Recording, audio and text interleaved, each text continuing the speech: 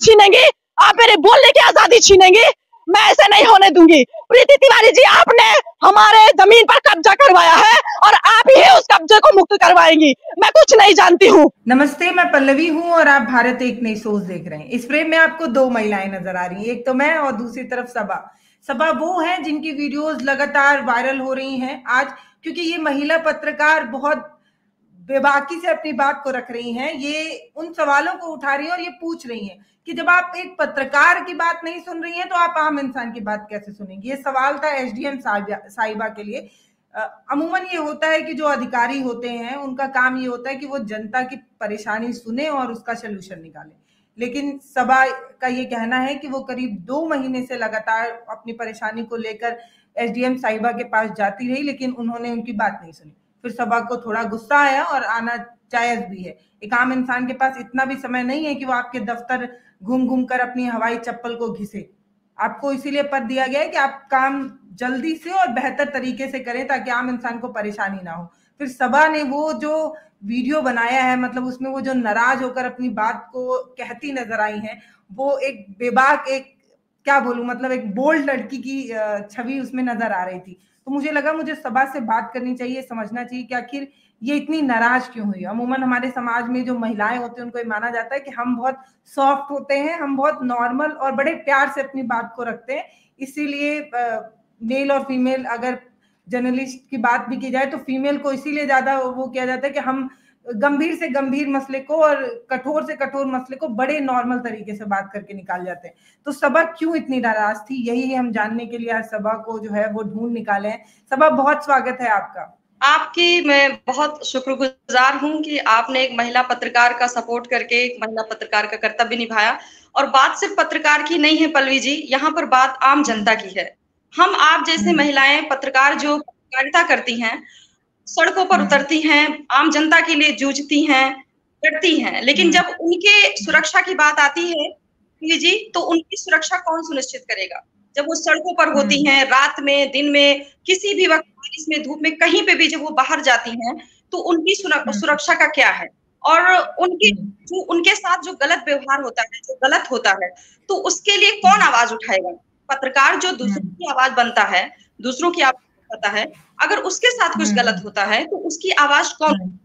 तो उसके लिए हमें खुद से तो बोलना पड़ेगा मैम। तो मैंने, हमारा भी घर है यहाँ अमेठी जिला पड़ता है, और वहां पर मेरा एक छोटा सा गांव है, एक मेरा गांव है, निवास है। मम्मी मेरी बुजुर्ग है, वहीं पर रहती हैं। अधिकतर हम आते जाते रहते हैं मम्मी से मिलने के लिए, लेकिन मैं लखनऊ रहती हूँ, अप डाउन हमारा होता है। तो हमारे घर पे दबंगों ने कब्जा करने की कोशिश की, कब्जा, कुछ सामान वगैरह कुछ रखा, तो हमने इसकी शिकायत थाना में दी और हमारी उप जिलाधिकारी प्रीति तिवारी जी को भी दिया मैंने कि मैम हमारे साथ अन्याय हो रहा है। हालांकि मैंने परिचय पत्रकारिता का नहीं दिया पल्लवी जी, हम एक पीड़ित के तौर पर एसडीएम साहिबा से मिलने गए, एक पीड़ित के तौर पर पुलिस स्टेशन गए, जैसे आम लड़की जाती है, जैसे आम लोग जाते हैं। लेकिन वहां पर हमें आश्वासन दिया, ठीक है, लेकिन हमने थोड़ा थोड़ा करके देखा कि जिस तरह से प्रशासन दूसरे पक्ष का, उसके पास कोई लीगल डॉक्यूमेंट्स नहीं है, बिना जांच, बिना पड़ताल, बिना कुछ सोचे समझे, जल्दबाजी में समाधान दिवस पर मेरे छोटे भाई को बुलाकर, जिसके नाम न जमीन है, न मेरा घर है, मम्मी के नाम घर है, उसको बुलाकर डांट कर एसडीएम साहिबा ने कहा कि आप वहां पर नहीं जाएंगे, वहां पर आपका कोई हक अधिकार नहीं है उस घर पर। तो भाई चला गया और भाई ने फोन किया कि दीदी वहां पर तो एसडीएम साहिबा कह रही थी कि मत जाइएगा वहां, वो तुम्हारा घर नहीं है। तो मैंने बोला ठीक है। फिर मैं लखनऊ से गई और मैंने कहा कि मैम हमारे पास लीगल दस्तावेज हैं, आप चेक करवाइए, निष्पक्ष जांच कीजिए। हम लोग आम लोग हैं, परेशान लोग हैं, हम किसी जमीन पर काबिज होने के काबिल नहीं है, वरना हम आपके पास तक नहीं आते। हम कमजोर है जाहिर तौर पर, तभी हम आपके पास शिकायत लेकर आ रहे हैं, न्याय की गुहार लगा रहे हैं। तो हमने जब उनको दस्तावेज दिखाए तिवारी जी को, एसडीएम साहिबा को, तो उन्होंने आश्वासन दिया, बोले हाँ मुझसे गलती हुई है। उन्होंने एक्सेप्ट किया कि मुझसे गलती हुई है, मैं इसका उन्होंने माना कि उनसे गलती हुई है। जी, उन्होंने माना, हमारे वकील साहब से माना, हमने वकील की बात करवाया, राजन सिंह वकील साहब हैं, उनसे बात करवाया, उन्होंने भी पूरा ग्राफ दिखाया, पूरे दस्तावेज दिखाए कि ये लोग अपनी जगह पर सही हैं और इन जमीन पर कोई इनके घर पर काबिज होने की कोशिश कर रहा है, वो भी आपके गलत आदेश पर। अभी तक कभी ऐसा नहीं हुआ है। तो इसने कहा कि हाँ हमसे गलती, हम उसका सुधार करेंगे। तो हमें जब आश्वासन मिला तो हमारा फर्ज है कि हम अधिकारियों की बात माने और थोड़ा उनको समय दें सोचने समझने का। तो हमने उनको सोचने समझने का समय, 2.5 महीने का पल्लवी जी समय गुजर गया।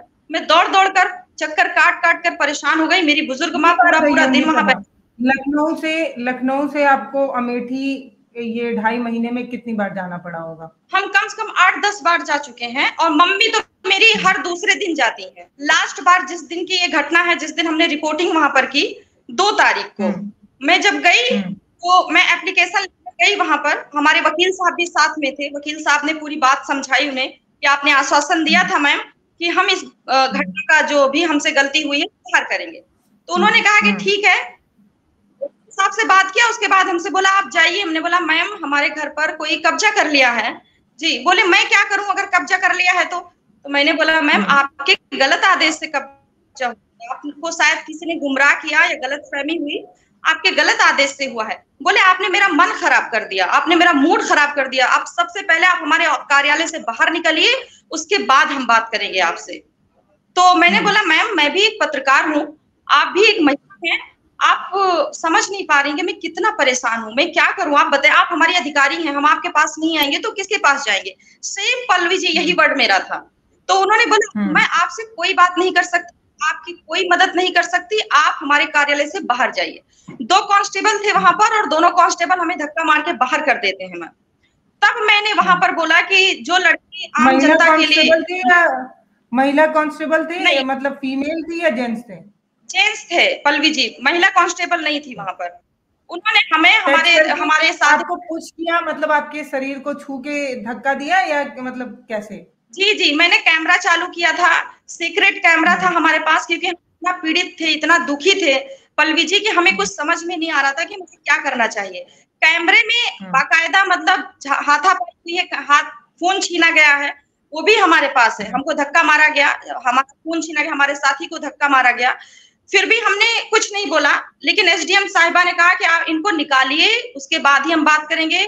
हमारा मूड खराब, तब हमने फिर बोलना शुरू किया और हम बहुत परेशान थे पल्लवी जी, बहुत ज्यादा टेंशन में थे। तब हमने अपना कर्तव्य निभाया कि आज नहीं कभी नहीं, आज तो हमें बोलना है। और हम बहुत दुखी होकर बोल रहे थे। सबको ऐसा लग रहा है कि मैं गुस्से में थी, गुस्से में नहीं थी पल्लवी जी, मैं बहुत पीड़ित थी, बहुत परेशान थी, तब बोल रही थी मैं। सबा जब आपके घर पे कुछ लोगों ने कब्जा कर लिया है तो माता जी कहाँ रहती हैं आपकी? फिर माता, हमारा दूसरा भी घर है तो वहां पर वो रहती हैं, और जिन्होंने कब्जा किया उनके घर के सामने जस्ट ये घर है हमारा।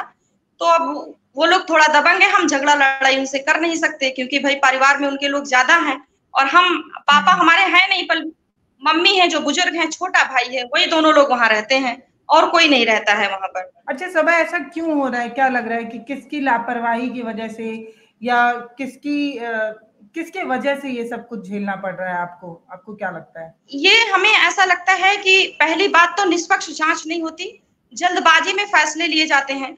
पुलिस स्टेशन जब आम जनता जाती है उसे उसके साथ अच्छा व्यवहार नहीं किया जाता है। हमारे अधिकारी जो सुपीरियर उच्च अधिकारी होते हैं, हमें उम्मीद होती है कि हम उनके पास जब शिकायत देकर जाएंगे तो हमें नरमी से समझेंगे, अपने दिमाग से हमें समझेंगे और कुछ हमारे लिए अच्छा सोचेंगे, करेंगे। हम अगर गलत हैं तो हमारे साथ गलत, अच्छे हैं अगर सही है, राइट है हमारा, तो हमारे साथ सही होगा। लेकिन वैसी उम्मीद नहीं मिलती है। जिस उम्मीद के साथ हम जाते हैं उस उम्मीद से हम वहां से उदास होकर आते हैं। हमें बिल्कुल इंसाफ नहीं मिलता। आप सोचिए कि जो लड़की ये बता रही, मैम मैं एक पत्रकार हूँ, महिला हूँ, आप भी एक महिला हैं, ठीक है, आप हमारे साथ ऐसा बर्ताव कैसे कर सकती हैं?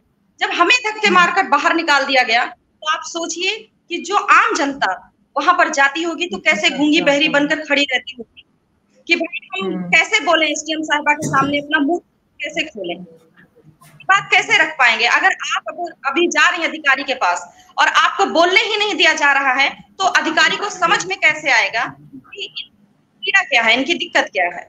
अभी आपकी कार्रवाई में क्या हो रहा है? क्या आपके ये क्रांतिकारी रुख अपनाने के बाद कुछ आगे बढ़ता नजर आ रहा है या बहुत ठंडे बस्ते में पड़ गया है? हाँ, मूड तो खराब है मैडम का, लेकिन उससे कोई बात नहीं है। हमारा इंटेंशन बिल्कुल ऐसा नहीं है कि मैं किसी की छवि खराब करूं। मैं पीड़ित थी इसलिए मैंने किया, मेरा कर्तव्य है। आप वो भी ड्यूटी पर थी और मैं भी अपनी ड्यूटी निभा रही थी पल्लवी जी, मैंने भी निभाया अपने लिए। लेकिन आज हमें बुलाया गया था थाने पर अमेठी में, जो हमारा थाना लगता है, जो गाँव अंतर्गत आता है बड़े सुल्तान, वहां में बुलाया गया था, मम्मी का बयान दर्ज हुआ है। अब देखते हैं आगे क्या कार्रवाई होती है। एसपी कार्यालय में भी शिकायती पत्र दिया है और डीएम कार्यालय में भी दिया है, तो मामला बहुत ज्यादा हाईलाइट हो गया है हालांकि, लेकिन अब देखते हैं कि क्या होता है, हमें कैसा न्याय मिलता है। हमें न्याय सिर्फ ऐसा चाहिए कि निष्पक्ष जांच हो पल्लवी जी, और जो भी इसमें सही है, जिसका अधिकार है उस घर पे वो रहे। फ्रेम में जो आपको सभा नजर आ रही है वो जिस एसडीएम साहिबा की बात कर रही है प्रीति तिवारी जी, इनके कारनामे अपने आप में बहुत हैरत अंगेज है। ये जब लोग इनसे अपनी पीड़ा बताने जाते हैं तो ये उठक बैठक लगवाती हैं। ये मैडम साहिबा के चर्चे बहुत हैं, मतलब अब इनकी लिस्ट अगर बताई जाए तो आपको हैरानी होगी इस बात की कि जब कोई भी शख्स अगर अपनी पीड़ा बताने जा रहा है तो आप इस तरीके के शब्दों का इस्तेमाल तो एकदम नहीं कर सकती कि मेरा मूड खराब है। आपका मूड बनाने के लिए वो ऑफिस आपको नहीं मिला है, काम करने के लिए मिला है, पहली बात। और दूसरी बात ये कि 2-2, 2.5-2.5, 3-3 महीने तक एक काम करने वाली महिला पत्रकार अगर अपना काम छोड़कर बार बार आपका दफ्तर घूमेगी तो उसका काम कैसे चलेगा। मतलब आप ऐसे समझिए कि ये भी फ्रीलांस जर्नलिज्म करती हैं और ऐसे में आप जितना ज्यादा समय अपने काम को देती हैं उतना ज्यादा बेहतर रिस्पॉन्स आपको मिलता है। और ऐसे में अगर आपको बार बार किसी दफ्तर में जाकर गुहार लगानी पड़े, ये बिल्कुल सही बात नहीं है। और एक बात ऐसी है कि हम उत्तर प्रदेश से आते हैं तो यहाँ कहा जाता है कि महिलाओं के लिए स्पेशल ट्रीटमेंट की व्यवस्था होती है, महिलाओं की बात बहुत गंभीर तरीके से सुनी जाती है, बहुत अच्छा रिजल्ट देखने को मिलता है। तो सभा वाले केस में तो कम से कम देखने को नहीं मिला। और दूसरी बात प्रीति जी से ही कहना है कि थोड़ा तो मैडम संवेदनशील बनिए, मतलब थोड़ा तो इंसानियत रखिए। हम जैसे सामान्य लोगों के टैक्स के पैसे से ही आपकी तनख्वाह मिलती है, आपका परिवार चलता है, और उस पर भी आप इस तरीके की बात नहीं कर सकती, एक बात। और दूसरी बात, सभा आपने जो एक आवाज उठाई है वो मुझको लगता है कि बहुत ज्यादा पॉजिटिव था। अगर उस वक्त आपको ऐसा लगा होता कि सिस्टम के आगे एक महिला कहाँ बोल पाती है,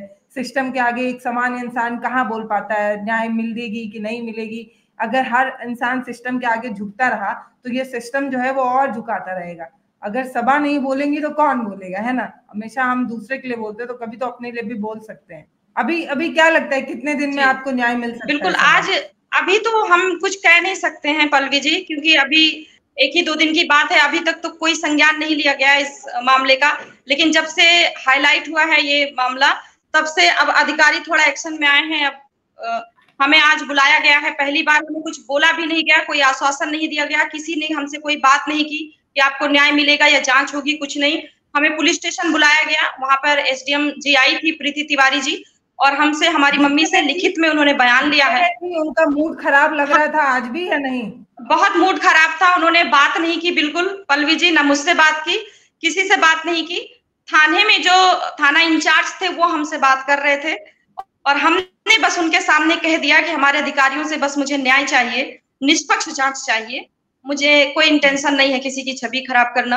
हालांकि हम जैसी लड़कियां या हम जैसे पत्रकार या हम जैसे आम लोग जब आपके पास जाएं तो आप उनका सम्मान करें, ना कि अनमानवीय व्यवहार करें। इस तरह से आप दुर्व्यवहार करके ऑफिस से निकालें, कार्यालय से, तो ये बर्दाश्त नहीं किया जाएगा बस। तो जब हम रिपोर्टिंग करने लगे थे तो फोर्स भी आई थी वहां पर, लेकिन किसी ने कुछ बोला नहीं है, और मैं बहुत परेशान थी। आपने देखा होगा वीडियो में मैं कितना परेशान थी। तो मुझे अफसोस है इस बात का कि अगर मुझे न्याय मिल जाता तो आज हम ऐसा नहीं करते, और ऐसा किसी को ना करना पड़े, ऐसा समय ना देखना पड़े किसी को कि वो अपने अधिकारियों के सामने इस तरह से खड़ा हो जाए। हमारे अधिकारी अगर थोड़ा सा ध्यान दें हमारी जनता के प्रति, अपना कर्तव्य निभाएं, थोड़ा सा अगर वो अपना कर्तव्य निभा लेंगे तो ऐसा समय नहीं देखने को मिलेगा। बस सभा, आपने 4 बार छवि खराब करने का जिक्र किया है। किसने कहा कि आपके इस तरीके से बोलने पर किसी की छवि बिगड़ रही थी? क्या ये कहा गया है किसी अधिकारी की तरफ से आपको कि आपने ये बोला, इसकी वजह से हमारी छवि जो है वो खराब हुई, लोगों के बीच में हमारा जो भी छवि बनी वो गलत बनी, ऐसा आपको कहा गया? जी, उन्होंने, कई पत्रकारों ने उनसे संपर्क किया बाइट वगैरह लेने के लिए, तो उन्होंने कहा कि ये ड्रामा था, नौटंकी थी, ऐसा था वैसा था। हमें भी पत्रकारों ने बताया बाइट नहीं दे रही हैं, बाइट देने के लिए लोग जा रहे हैं कि आपने ऐसा क्यों किया, पत्रकार के घर पर आपने कब्जा ऐसे करवा दिया। तो उन्होंने बोला नहीं, हमने नहीं किया, और ये सब ड्रामा है, नौटंकी है, ऐसा कुछ नहीं है, इस तरह से बोल रही हैं। हालांकि कोई बात नहीं है, वो तो उनका पॉइंट ऑफ व्यू है। हमारे साथ जो हुआ वो सभी के सामने है, और मैं एक एक चीज, एक एक बात जो मैं बोल रही हूँ वो साक्ष्य के तौर पर बोल रही हूँ, क्योंकि मैं भी एक जिम्मेदार हूँ और मैं जिम्मेदारी समझती हूँ। सबा, आपका बहुत धन्यवाद जो आपने अपना कीमती समय निकाला, हमसे आपने बात की। पर एक बात बहुत कॉमन है और बहुत सोचने और समझने की है कि एक आम इंसान जो किसी भी अधिकारी के दफ्तर पर जाता है वो बहुत मजबूरी में जाता है। सब इंसान को खाकी वर्दी से डर लगता है। मतलब अगर आप गांव की बात करिए, किसी की भी बात करिए, वो जाना नहीं चाहता है थाना, अधिकारी दफ्तर, वो ऐसे जगहों पर जाना नहीं चाहता, बहुत मजबूर होता है तभी जाता है। और रही बात छवि खराब करने की, तो एक इंसान की अपना भी एक स्वाभिमान होता है। अगर आप उसको दफ्तर से खदेड़ देंगे, उसको बाहर निकालेंगे, तो उसकी भी तो अपना आत्मसम्मान की बात है। इस तरीके की चीजें नहीं होनी चाहिए। कहा तो ये जाता है कि अगर कोई पीड़ित आपके पास आए तो सबसे पहले आप उसे पानी पिलाइए, सबसे पहले आप उसे पानी पूछिए, उसके बाद उसकी परेशानी पूछिए। ऐसा सिस्टम उत्तर प्रदेश का बनाने का प्रयास किया जाता है, लेकिन अफसोस कि बन नहीं पाता है। बाकी सबा, बहुत धन्यवाद आपका जुड़ने के लिए। जी नमस्कार, आपका भी बहुत शुक्रिया।